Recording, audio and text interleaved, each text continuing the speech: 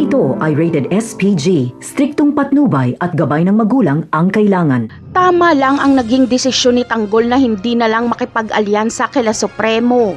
Wala kasing ginawa si Amanda at Berting kundi isisi kay Tanggol ang mga kamalasang nangyayari sa kanilang buhay.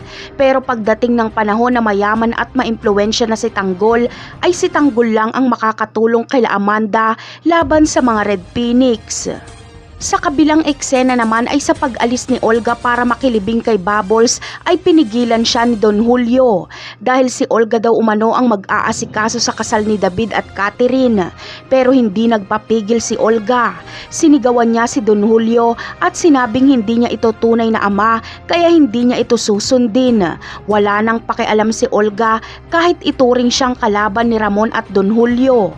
Hindi na mahalaga kay Olga ang kanyang buhay. Samantala, sa libing kay Bubbles at Celso ay sisiklab ang matinding bakbakan dahil pipilitin nila Tanggol na makilibing, ngunit alam ni Rigor na pupunta doon si Tanggol kaya alerto ang kapulisan. Kaya muli na namang magkakaengkwentro si Rigor at Tanggol.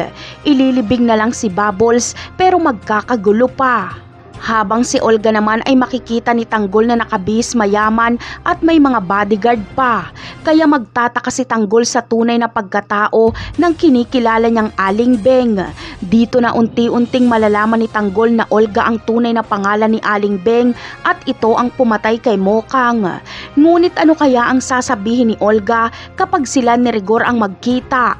Itatanggi niya kaya na siya si Beng katulad ng ginagawa niya kapag nakikita siya ni Noy? Yan ang aabangan natin sa mga susunod na episode. Paalam!